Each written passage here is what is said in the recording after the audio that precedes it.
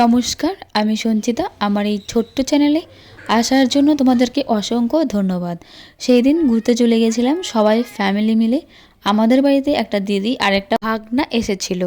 সবাই মিলে চলে যাই আমরা শিলিগুড়ি সায়েন্স সিটি আর সিটি সেন্টারে। আর এই জায়গার পরিবেশটা এত ভালো লাগছিল যে আমি একটুখানি ঘুরেও নিলাম। সবচেয়ে মজা লেগেছে এইখানে, আমি কিছুতেই এটাকে ঘোরাতেই পারছিলাম না। সবাই মিলে ঘুরতে গেলে বেশ ন্যাচারাল বিউটি, মেকআপ বিউটি।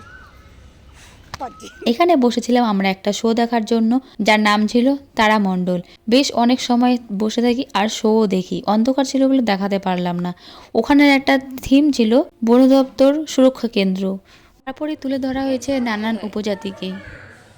তারপর হচ্ছে টোটো সম্প্রদায়, শেরপা সম্প্রদায়, লেপচা সম্প্রদায়, আভা সম্প্রদায়, এই যে রাজবংশী সম্প্রদায়, ডুপ্পা, কি এটা, ডুপ্পা সম্প্রদায়। পরেই ছিল মজার আয়না, যেখানে দাঁড়ালে তোমাকে নানান রকমের দেখাবে।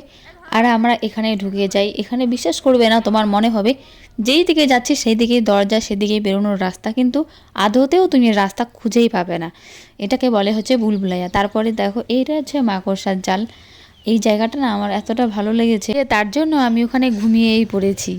এরপরে আমরা দোলনা চড়তে চলে আসলাম। ব্যাস শুরু হয়ে গেল আমাদের মধ্যে দোলনার কম্পিটিশান, কে কতটা উঁচুতে উঠতে পারে। মজার চলে সত্যি সত্যি আমরা দুলতে শুরু করে দিলাম। মাঝখানে ছিল আমার ভাগনা, এই পাশে আমি ছিলাম, ওই পাশে দিদি ছিল। আর গেটের পথে জাস্ট ঢুকতেই ছিল এত বড় একটা ডাইনোসর। তারপরে আমরা চলে যাই সিটি সেন্টারে, ডিকেত লাইনে। আমার ভাগনার কিছু কেনাকাটা ছিল খেলার, ওখান থেকে আমরা কেনাকাটা করি। আমাদের শ্রেয়ান একটু টাইম পাস করছিল, আমিও করেছিলাম কিছু টাইম পাস ওখানে।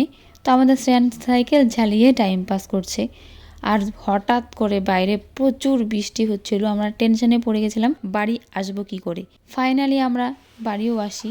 আমরা সবাই গেল, আমার বর যায়নি। তো আমরা বাড়ি আসার পরে আমার বরই আমাদের সবাইকে ওয়াই ওয়াই বানিয়ে খাওয়ালো। তো আজকের ব্লগটা কেমন লাগলো জানিও। টাটা।